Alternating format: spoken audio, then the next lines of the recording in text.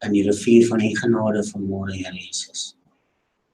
En ons ontvang die liefde, die empathie, die omgee, die papa liefde wat U op ons uitstoot. Wat 'n wonderlike voorreg en eer om met stil in U teenwoordigheid te wees. En U te ervaar.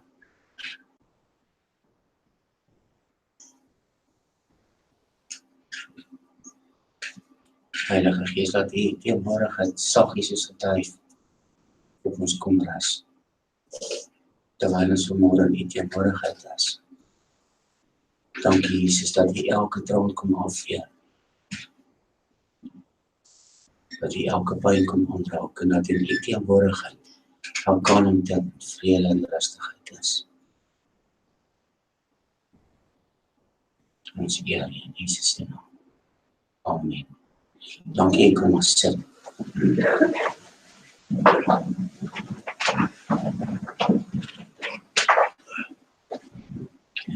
Ek wil vandag graag gesels oor Getsemane.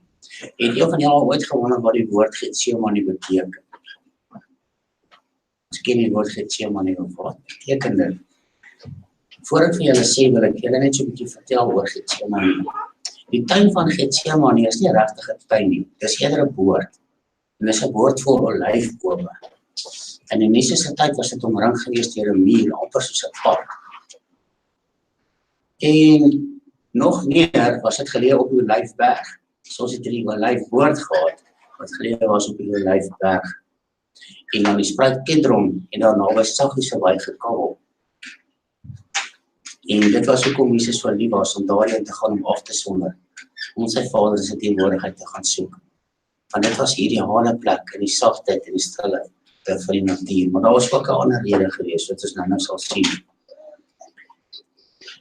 Gedurende Jesus se tyd was hierdie boord, hierdie tuin wat in Getsemane was, agter ook 'n plek van besigheid. Daar was naamlik 'n olyfpers geweest. En dit het die plaaslike gebiede daar naby van olyfolie voorsien. En olyfolie is 'n belangrike deel van die ekonomie van Israel geweest tot vandag toe. En dit is dan ook waar die naam Getsemane vandaan kom. Geth is die Arameese of Hebreëse woord vir 'n pers. En hierdie pers was 'n groot klip geweest. Hulle sê hy was omtrent so 1.5 meter kubiek geweest, 'n kubieke groot klippilaar of 'n klipblok wat baie swaar was. En dan Shemen of Shemani is dan die Arabiese woord of Arameese woord vir olie. So Gef, Shemani, Getsemane beteken dan 'n oliepers. En dit is waar die tuin vandaan kom, want binne in hom was hierdie groot oliepers geweest wat hulle olyfolie van gemaak het. Dit is baie interessant om dit te weet, maar wat interessant nog meer is dat op die aand voor sy kruisiging het Jesus saam met die 4 disippels wat die naaste aan hom was, na die boord van die olyfpers gegaan om daar te gaan bid. Nou as jy in die eerste eeu geleef en gewerk het en jy het in so 'n tipe van 'n Getsemane gewerk, dan sal jy jou dag daaraan bestee om die hele tyd olywe te plaas in 'n groot geweefte net amper soos 'n visnet. Jy het al gesien hoe lyk hierdie kitnets, né? Soos 'n lemoensapnet amper so iets. En dit was vol olywe gewees en dan is dit op 'n groot ronde kliptafel geplaas. En in die middel van hierdie tafel was dit nou so afgeloop na 'n tyd toe en daar was 'n trechter gevorm en onder dit was nou die houers gewees wat die olie opgevang het en dan het hulle hierdie groot gif, hierdie groot klip, die pers het hulle dan laat sak op die olywe af. En dan het die gewig daarvan het hulle 'n paar uur daar gelos sodat dit die olie kon uitpas uit die olywe uit en so het hulle dit dan met hierdie geweldige gewig toegelaat om die olyfolie op te vang. Nou dit was nie toeval geweest dat Jesus spesifiek in hierdie tuin was, die aand voor sy dood nie. Maar van daar af sal hy geneem word dat tot 'n plek daar naby Golgotha, die skerelkoppie, om gekruisig te word en daar sou sy bloed uit hom uitgepers word, terwyl hy die gewig van die wêreld gedra het, wat swaar, soos die gewig van die olyfpers op hom gerus het. En dit was sy bloed wat soos olie geloop het uit sy gekneusde liggaam op 'n sondige wêreld daaronder. Nou Lukas beskryf hierdie verskriklike, geweldige druk waaronder Jesus was toe hy in Getsemane was die vorige aand, as dat die sweet soos bloeddruppels geword het en op die grond geval het. En van toe af sedert nou het Getsemane 'n simbool geword van lyding. En ons wêreld vandag is oorval met Getsemanes. Selfs hier in ons eie land, van daar byna daagliks, byna onuitspreekbare wreedhede plaas. En plaas wêreld in 'n Getsemane van hulle eie. En die wêreld rondom ons is vol Getsemanes. Tye en plekke waar die dorpe en onskuldige mense byna daagliks ly. En in die aangesig van soveel lyding vra ons onwillekeurige vrae. Ons draai ons gesigte na die boord van die olyfpers en die nabye Golgotha. En geliefde luisteraars, broers en susters, ek wil vandag graag 'n paar gedagtes met u hieroor deel. Die eerste gedagte wat ek wil deel, wat ek gesien wat Getsemane doen, is 'n Getsemane in jou lewe bring jou by 'n plek van fokus. Getsemane bring fokus. Nou ek weet nie van julle nie, maar soms voel 'n mens of jy alleen swaar kry. En jy mens dat iemand net so in jou skoene wil stap en net vir 'n slag wil voel, hoe voel dit om 'n bietjie in jou skoene te wees en te voel waar jy gaan. Maar swaar kry en lyding is deel van hierdie wêreld. Die bekende Oswald Chambers het gesê dat lyding die erfdeel is van die slegte en van die ou wat berou het en selfs van die seun van God. Want elkeen van hulle het geëindig op 'n kruis. Die slegte dief is gekruisig. Die dief wat berou gehad het oor sy misdade is gekruisig. En die seun van God is gekruisig. Deur hierdie tekens leer ons dat lyding 'n erfdeel van elkeen van ons is. Nou is jou eerste vraag maar hoekom? En die doel van vandag se diskurs is nie om daardie ou ongeleentheid te bespreek oor die sondeval, toe sonde en lyding die wêreld aangekom het. Nee. Helen Keller het gesê, although the world is full of suffering, it is also full of overcoming it. En nou is die vraag hier, hoekom? En ek glo dat ons 'n deel van daardie antwoord kan vind in ons teksvers vir vandag, in 2 Petrus 1 vers 6. Vir die van julle wat julle Bybels wil oopmaak daar, is julle welkom, of julle elektroniese swaarde, elektroniese Bybels, 2 Petrus 1 vers 6.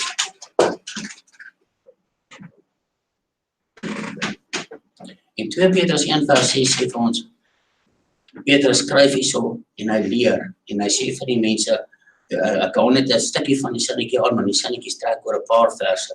Hy sê hierso, by die kennis volg selfbeheersing, by die selfbeheersing lydsaamheid, en by lydsaamheid die godsvrug. Nou die Griekse woord wat Petrus hier gebruik vir lydsaamheid is hypomonai. Nou hypomonai, wat vertaal is as lydsaamheid, kan 'n bietjie meer omvattend vertaal word as geduldige lyding met 'n hoopvolle verwagting. Hypomonai, geduldige lyding met 'n hoopvolle verwagting. Jy ly nie net en daar is vir jou 'n verwagting in die midde van jou lyding. En dan sluit hy daarbey aan en sê hy, hierdie lydsaamheid, hierdie geduldige lyding met 'n hoopvolle verwagting lei tot die godsvrug. En nou mag jy my vra, maar wat beteken godsvrug? Dit is so 'n ou Bybelse teologiese woord, wat beteken dit? En om dit beter te verstaan, as ons kyk na die vertaling in die Strongs, is 'n woordeboek van godsvrug, dan sê hy daar so goddelikheid en heiligheid.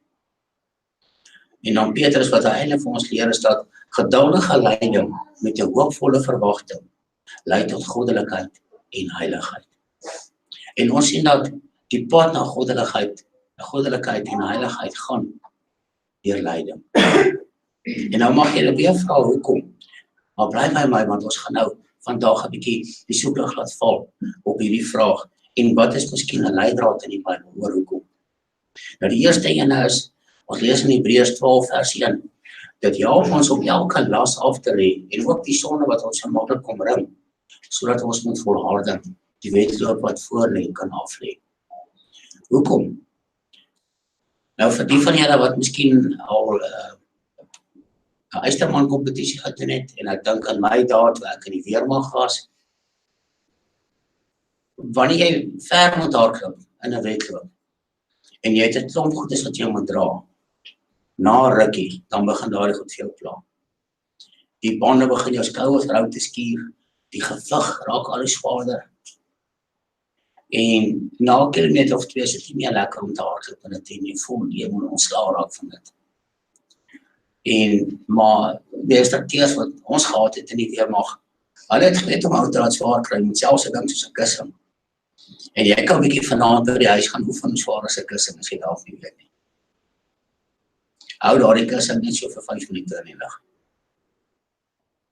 Jy sal verstom wees hoe swaar word 'n kussing na 5 minute as jy hom in die lug moet hou. En die skrywer sê vir ons, leidsaam wat help ons om elke las af te lê. Want jy sien, as jy swaar genoeg kry, en die leiding is genoeg, dan gaan jy begin om die goedes wat daai leiding veroorsaak, van ontslae te raak. Jy gaan sê, ek kan nie meer so aangaan nie, ek kan nie meer verder nie. En jy gaan begin om dit los te sny van jou af. En so leiding help jou om jou wedloop te voltooi, en om suksesvol te wees in jou wedloop van die lewe. 'n bekende Engelse skrywer, Somerset Maugham, het hierdie ding dat leiding fokus beskryf mooi vir my verduidelik. Hy het 'n ware verhaal geskryf waarin hy vertel het van 'n opsigter wat gewerk het by die St. Peter's Kathedraal in Londen. Ek het gisterand 'n bietjie na 'n paar foto's gaan kyk oor hierdie St. Peter's Kathedraal, 'n pragtige plek. En hy was, dit was nou in die 18e eeu, dink ek, was hy 'n opsigter gewees, hy het daar gewerk. Maar hy was ongeletterd, hy kon nie lees en skryf hierdie opsigter nie. En op 'n dag toe het een van die jong priesters vir haar gewerk het, agtergekom. Hy kan nie lees en skryf nie, en toe het hy hom ontslaan, toe het hy hom gefire, soos hulle vandag sê. En die man het toe nou nie meer werk gehad nie, en werkloos en sonder vooruitsig om weer werk te kry, want werk was skaars, het hy sy laaste bietjie spaargeld wat hy gehad het belê in 'n kleinerige tabakwinkels. En hy was voorspoedig gewees en kort voor lank toe kon hy 'n tweede tabakwinkeltjie oopmaak. En 'n paar jaar later het hy 'n hele ketting tabakwinkels gehad, reg oorkant Engeland. Op 'n dag was hy by die bank gewees en die bankier het vir hom gesê, "Sjoe, vir iemand wat nie kan lees en skryf nie, het jy hom baie goed gedoen, maar dink net wat jy alles sou kon bereik het as jy wel kon lees en skryf." Die opsigter het 'n rukkie lank stil gebly en sê, "Wel, as ek sou kon lees en skryf, sou ek vandag nog steeds die opsigter gewees het van die St. Peter's Kathedraal." En die les wat ons daaruit kan leer, is dat die opsigter, hierdie opsigter se leiding, sy oorskynlik hopelose situasie, het hom laat fokus, sodat hy die beste kon bereik, wat hy moontlik kon gewees het. As hy nie gewees het dat hy op daardie slegte punt in sy lewe gekom het nie, sou hy nooit die sukses bereik het wat hy toe wel behaal het, as hy die opsigter daar gebly het nie. En so in die Bybel sê, is dit interessant om 'n bietjie te lees, het julle geweet, die meeste van die psalms is in tye van swaar kry en van lyding geskryf. Ons nou wat skryf vir die meeste van hulle is geskryf in tye van lyding en swaar kry. Het julle geweet die meeste van die sendbriewe in die Nuwe Testament is uit gevangenis uitgeskryf, uit dronkheid. Die Council of Nicaea, wie van julle het al gehoor van dit? Dit is in die 12de eeu gehou, en dit was eintlik waar 'n klomp dominees, pastore bymekaar gekom het, om 'n besluit te neem oor watter boeke gaan in die Bybel moet bly en watter moet hulle nie deel van die Bybel maak nie. 'n Baie belangrike council gelees, en dit is ook daar waar goed soos die apostoliese geloofsbelijdenis en so gemaak is, sodat daar universele belydenis kon gewees het wat oor die wêreld heen, wat 'n mens kon opsien, en waar die mens kon sê, dit is die God wat ek dien, dit is die standaard wat ons daar stel. Die interessante ding van elkeen wat by daardie plek by mekaar gekom het, ek kan nie presies onthou nie, maar dit is amper 400 mense, 300 iets in die 80 as ek reg onthou, pastore en dominees en priesters en mense wat daar by mekaar gekom het, kerkleiers. En uit daardie amper 400 mense was daar minder as 12 wat nie een oog gehad het, of 'n arm gehad het wat weg was, of 'n been wat af was, of wat 'n mank geloop het, of wat een of ander wond in sy liggaam gehad het, weens sy geloof in Christus nie. Elkeen van hulle het verstaan dat die pad om na die plek om die meeste te wees wat jy kan wees, deur lyding moet gaan, want lyding bring vir jou fokus. Lyding help vir jou om die goed wat swaar en onnodig aan jou hang, van jou af te skud. En jy neem naderhand te besluit en jy sê, ek kan nie meer met hierdie ding in my lewe verder gaan nie. Ek moet daarmee deel. Ek moet daarvan ontslae raak, as ek 'n suksesvol maak vir dit wat ek doen. Want dan sit so Sondag of 2 'n bietjie aanhaling gehad uit Bunyan se The Pilgrim's Progress. 'n baie bekende Engelse boek oor Christendom en oor die reis van 'n Christen. Dit is op hierdie stadium gratis beskikbaar. Jy kan dit op die internet aflaai en dit lees op jou e-leser as jy wil. Gaan lees dit regtig. Nou Bunyan se boek The Pilgrim's Progress is ook uit 'n tronk geskryf aan die mense, terwyl hy swaar gekry het. Wie van julle het al gehoor van Florence Nightingale? Baie bekende naam, né? En vir almal van ons het gehoor van hom.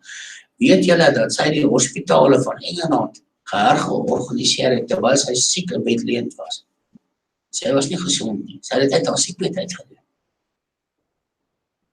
Maar lyding het vir haar fokus gebring. Drink julle lekker aan julle melk elke oggend, en julle koffie, en julle pap. Eet julle daai melk veel veiliger om te drink. Want dit gaan deur 'n proses wat pasteurisasie genoem word. En pasteurisasie is vernoem na 'n man met die naam van Louis Pasteur. En Louis Pasteur, die man wat uitgevind het hoe om kieme dood te maak, hoe om bakterieë dood te maak. Hy was half verlam gewees. En hy was onder konstante bedreiging van bloeding op die brein waarmee hy gesukkel het. Maar nie tenstaan sy lyding, nie tenstaan die toestand waarin hy was hy onvermoeid in sy oorlog teen kieme en bakterieë gewees. En so lyk dit vir ons soms dat wanneer God iemand voortreffelik wil gebruik, dat hy daardie persoon deur die olyfberg sit. En wanneer daardie swaar druk op hom is, dat die olie van kosbaarheid en heiligheid uit hom uitkom en 'n seën vir die wêreld is. En ook met Jesus in Getsemane het Jesus gaan fokus. Hy het daardie nag gefokus om die beste te kon word wat hy kon wees. Want as hy daardie nag nie staande gebly het nie, as hy daardie nag klein koppie getrek het, dan sou dit die grootste tragedie gewees het wat die mensdom nog ooit getrek het. En hy het nodig gehad om te gaan fokus daardie nag. Want God wou hom voortreffelik gebruik. Maar om dit te doen, moes hy deur die olyfberg gaan van lyding, sodat die wêreld gered kon word. Die tweede gedagte wat ek wil deel is dat Getsemane leer vir ons om te bid. Toe Jesus na die tuin van Getsemane gegaan het, het hy net vir een rede gegaan. En dit was om te bid. En hy sê vir sy disippels wat by hom was, ek gaan nou bid julle saam met my. En ek weet nie of julle kan onthou nie, maar toe hy rukkie later by hulle kom om te sien hoe gaan dit met hulle, toe het hulle vas in die slaap geraak. En hy sê vir hulle, wat slaap julle? Staan op en bid. Want Jesus het geweet, gebed berei die siel voor vir lyding. En hy het geweet, dis so stormagtige waters wat voor lê. Jesus het verstaan wat voor lê en hy het geweet dat gebed die enigste manier was om sy disippels voor te berei vir dit wat ook voor hulle gelê het. Nou ek het hier 2 gedagtetjies rondom dit gedeel wat gebed vir ons doen. Die heel eerste ene is dat gebed help ons eerstens om swaar kry te hanteer. Nou daar's die verhaal oor 'n sendeling familie in Pakistan. En iets tragedie het hulle getref en hulle het hulle 6 maande oue babatjie verloor. En hulle was byna ontroostbaar hartseer en hulle hartseer en smart gewees. Toe het 'n wyse man van die omgewing gehoor van hulle hartseer en hy toe gekom om hulle te bemoedig. En hy het vir hulle die volgende gesê: 'n tragedie soos hierdie waardeur julle nou gaan, is soos om in kookwater gedompel te word. En hy het gesê, as jy 'n eier is, sal jou ellende maak, dat jy hard gekook word. En so sal jy dan ook reageer. Jy sal hard en ongenaakbaar word. Hy sê maar as jy 'n aardappel is, dan sal daardie kookwater jou sag en soepel maak, veerkragtig en aanpasbaar. En dit mag miskien snaaks klink vir julle, maar daar was ook tye in my lewe wat ek gebid het, Here, maak eerder van my 'n aardappel as 'n eier. Gebed help ons om swaarkry te hanteer. Maar hier is die tweede ding. Gebed lei ons weg van versoeking. Nou, kyk nou gou hoe snaaks klink dit. Daardie skrifgie wat ek nou vir julle gelees het uit Lukas, uit toe Jesus gesê het, wat slaap julle, staan op. Dis nie die hele sinnetjie nie. Jesus het gesê, staan op en bid, maar die tweede helfte van die sinnetjie sê hy, staan op en bid, dat julle nie in versoeking kom nie. Moes Jesus nie eerder gesê het, staan op en bid, dat julle kan krag kry vir dit wat voor lê nie? Is dit nie die logiese ding om te sê nie? Staan op en bid, dat julle kan krag kry, hier die moeilikheid voor. Hy sê nie dit nie, hy sê, staan op en bid, dat julle nie in die versoeking kom nie. Hoekom? Want jy sien swaar kry, bring versoeking. Swaar kry toets jou waardes, dit toets jou standaarde, dit toets jou ernstig jy is, as jy sê, jy glo in dit, dis wat jy is.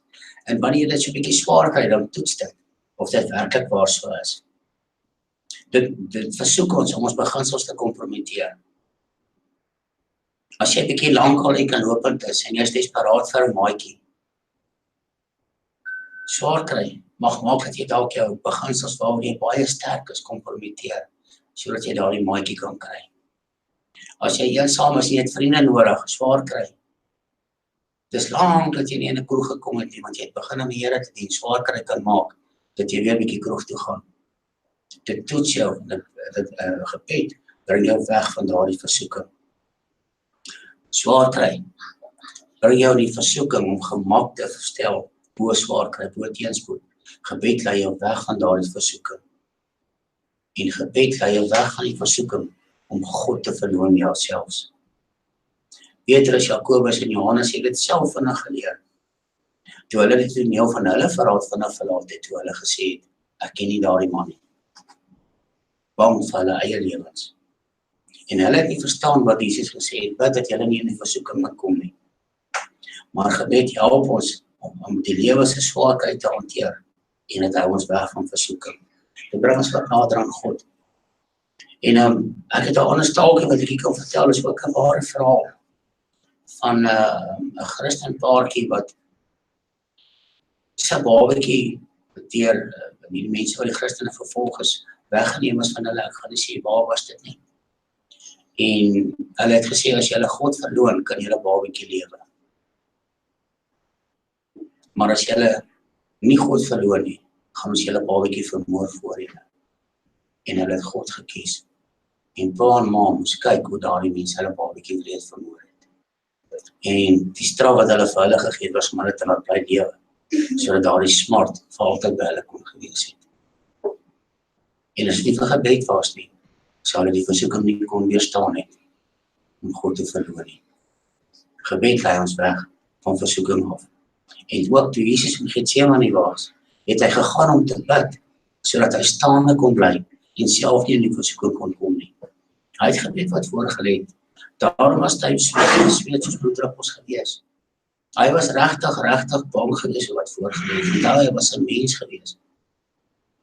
En die versoeking was ook daar gewees om hom te sê, nee, ek sien nie kans hiervoor nie. As hy nie daarna gaan bid het nie, sou die volgende dag nie gebeur het nie. En sou ons die Goeie Vrydag kon gehou het nie.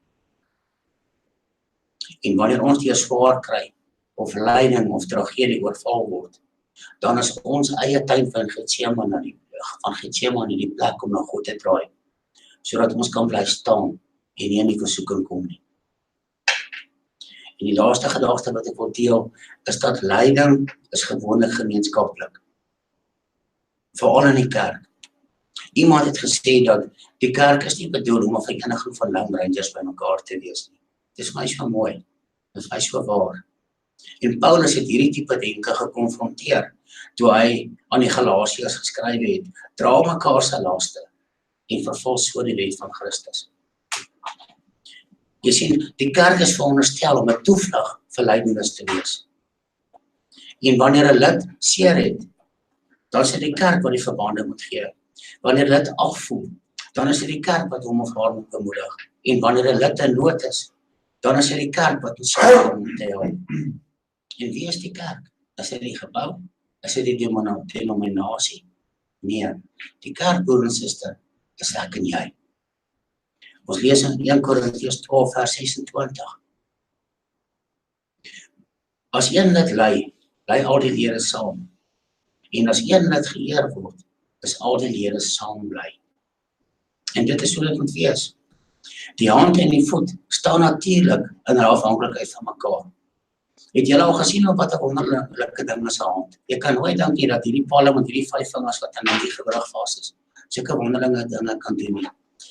Hierdie 5 vingertjies met die palm en die gewrig wat so heen en weer kan draai, kan robots maak, kan computers maak, kan mense Mars toe stuur, kan voertuie aan die buiteste ruimte stuur. Kan goedes bou soos 'n oorlogtank, soos 'n wolkekrabber, soos 'n mikrogolfoon. Die wonderlikste dinge, 'n fiets, 'n motorfiets, 'n motor. Vaartuie wat onder die water kan ry, wat nou al so slim is dat hulle nie eers meer nodig het om op te kom vir suurstof nie, want dit onttrek die suurstof uit die water uit. Alles met hierdie hand. Maar weet julle wat, 'n hand is nutteloos as daar nie 'n voet was om die hand te dra, na waantoe dit gaan nie.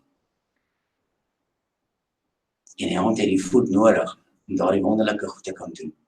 En so is die een interafhanklik van die ander. En dit dui dieselfde met ons as lede van die liggaam. Ook op die swakker en die meer nederige dele van die liggaam.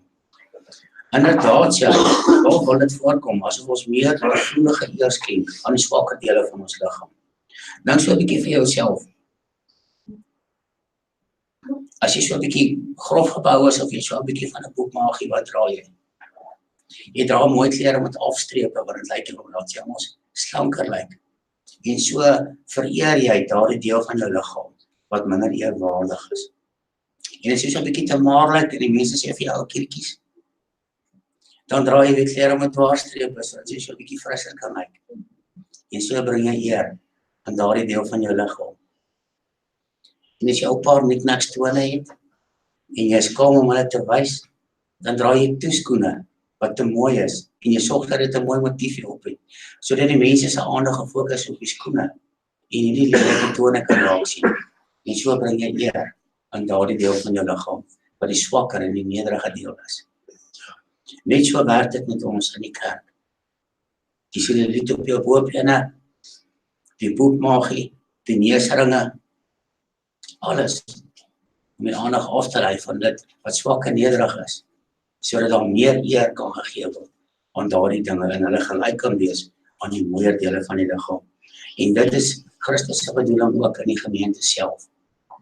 Dat ons die swakker en die meer nederige dele van die liggaam met meer eer sal beklee, sodat hulle dieselfde hoeveelheid stand en status kan geniet as die ander mooier dele van die liggaam. En Paulus se doel met hierdie gedeelte was om juist te fokus op die interafhanklikheid van die gelowiges. Ek het al agtergekom dat die Here juist so kragtig is met hulle wat ons dink wat nie so skerp is nie. Ek het al agtergekom dat iemand wat intellektueel nie heeltemal op dieselfde vlak as die res van die gemeentelede is nie. Sy gebede is gewoonlik baie meer opreg.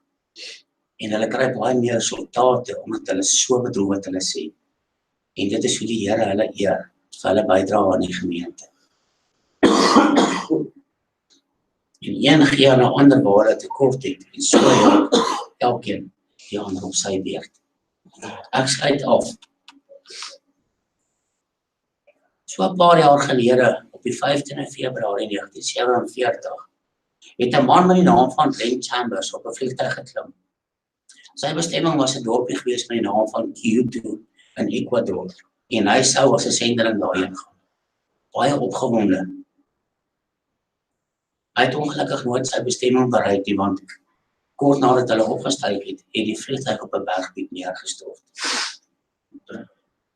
Maar wat ek vir julle wil vertel is wat later aan die lig gekom het.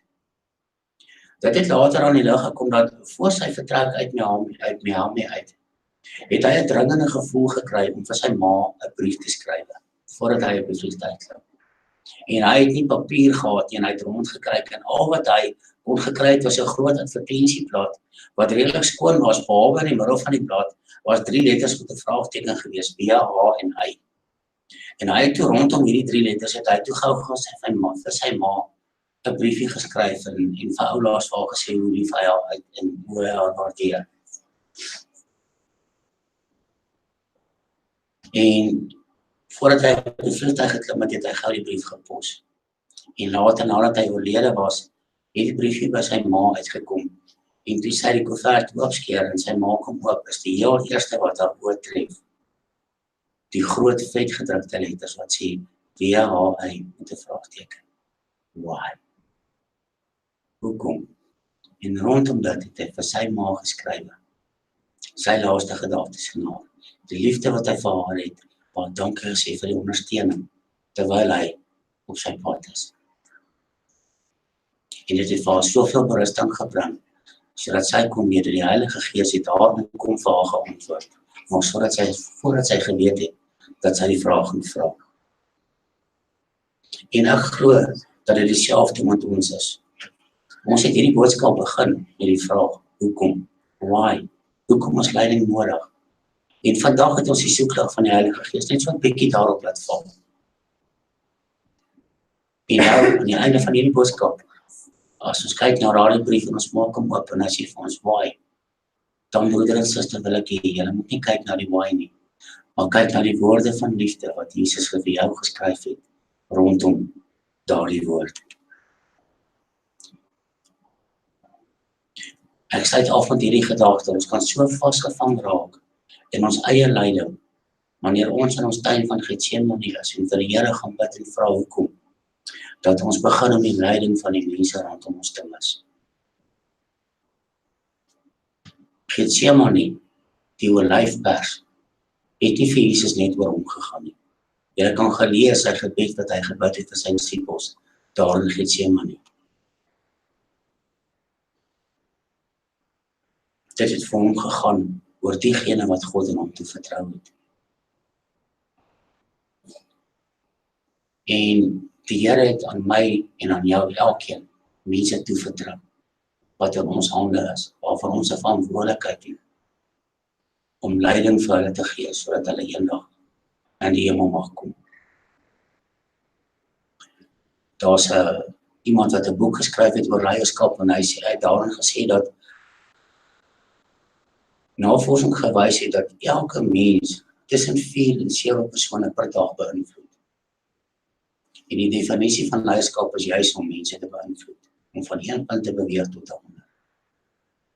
En jy, sonder dat jy dit weet, is 'n leier, want jy beïnvloed elke dag 4 tot 7 mense. Elke dag is daar mense met wie jy interaksie het, met wie jy in aanraking kom. Mense wat in jou oorgegee het, en vir wie jy moet bid. En daarom wil ek hierdie boodskap afsluit, om te sê, kom ons onthou vandag, die briefie met die woorde why. Kom ons onthou dat Jesus jou gevat het as 'n dogter, dat God jou gevat het as 'n seun, en dat hy nou vir jou sê, my kind, daar is baie ander dogters, daar is baie ander seuns vir my daar buite, wat so hulp nodig het, wat so mense nodig het om vir hulle te bid en by te staan, en hulle voel alleen. Hulle voel daar is niemand wat hulle ondersteun nie. Kom ons bid vir ons broers en ons susters in die verdrukking. Ek dink aan China. In China het hulle nou, ek weet nie of julle gesien het op die nuus net, hulle die wette nou erger gemaak as wat dit ooit van tevore was. Hulle is besig om kerke, die kerke het in die laaste ruk kon hulle 'n bietjie vryheid gehad het, en hulle het mooi gemeentes gebou met groot kruise op die kerke. Daar is nou huiskrane wat al die kruise gaan afbreek en afkap het in China. Geen gebou mag weer staan met 'n kruis op het nie. Alle bestaande kerkgeboue, as eiendom is aan die staat verbeurd verklaar. En die gemeentes verloor die geld wat hulle daaraan gesit het. Pastore word toegesluit, baie keer vir die simpelste redes vir 20, 30 jaar, om hulle weg te hou van hulle vlok van hulle kuddes af, sodat daar nie leierskap kan wees nie. Ons lewe 'n lewe van gemak, hierso waar ons nou lewe. Die Here het vir ons relatief veilig wat hy vir ons hou. En ons is geneig om te vergeet. Ons maak die sosiale media op en ons sien miskien hier en daar 'n berig dat daar ekstremiste was wat weer 20 mense by 'n strand gekniel het en hulle kele afgesny het. Ons vergeet van die vrouens en kinders wat agtergebly het. Hulle is ook gelowiges, hulle is ook kinders van God, wat vinnig en skielik in 'n tuin van Getsemane geplaas is. Sal ons hulle onthou wanneer ons in ons eie tuin van Getsemane is. Ek lees oor 'n keer terug 'n ware verhaal wat in Noord-Korea gebeur het. Ek moes net my kop geskit het oor hoe slinks die mense is. Die juffrou, die kinders van die skool is 'n jong graad, ek dink graad 2 of graad 3 gewees. Het sy vir hulle 'n kruis gewys en vir hulle gevra of daar in julle huise sulke prentjies van hierdie kruis is of sulke goedjies is in die huis. En daar was 'n seentjie gewees wat sy pa en ma 'n Christene was. Daar was 'n Bybel in hulle huis met 'n kruis voorop. En hy het gesê, hy het sy hand opgesteek en gesê, juffrou, ja, by ons huis is daar so ding soos daai wat juffrou gewys het. Toe hy daardie middag by die huis kom, het hy nie meer 'n pa en 'n ma gehad nie. En dit wat hy as 'n opgewondenheid vir haar gewys het die instrument geword, wat veroorsaak het dat sy pa en ma vermoor is, as gevolg van hulle geloof in Christus. En wanneer ons in ons eie Getsemane is, dan raak ons so gefokus op ons pyn, dat ons die pyn van ons broeders en ons susters daar ver vergeet. Hier naby aan die huis, sommer hier om ons. Ons hoor elke dag van die wreedste moorde en plaasmoorde wat plaasvind. Ons raak naderhand afgestomp, want ons ly almal aan posttraumatiese stres, wat hier in Suid-Afrika bly. Maar ons is kinders van God en die Heilige Gees sê vanmôre, wanneer jy in jou Getsemane is, wanneer jy so bewus is van jou pyn, moenie diegene vergeet wat God van jou toe vertrou het nie. Ek sal graag wil sien dat ons as 'n gemeente nie net begin opstaan en bid vir onsself nie, maar ook vir die mense rondom ons. 'n Wêreld wat verlore is en wat God so nodig het. Ook in jou eie tuin van Getsemane. Amen. Kom ons maak hier oor toe.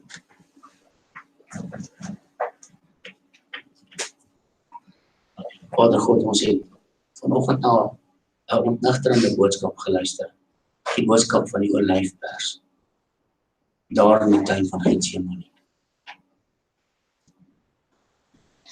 Maar ons het ook gehoor wat u Vaderhart is en dat u empatie het.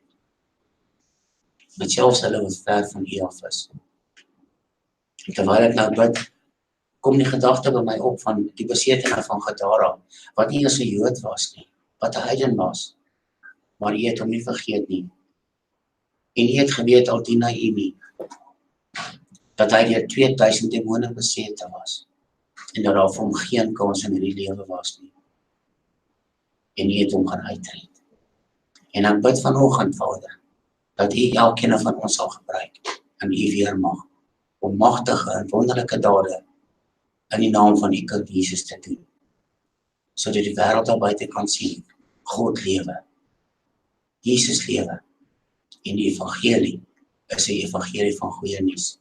Here Jesus, die evangelie het sy krag verloor, die kinders het hulle krag verloor, en in hierdie tyd van Pinkster wat voor lê, bid ek, Heilige Gees, dat u met krag sal neerdaal op elkeen van die kinders.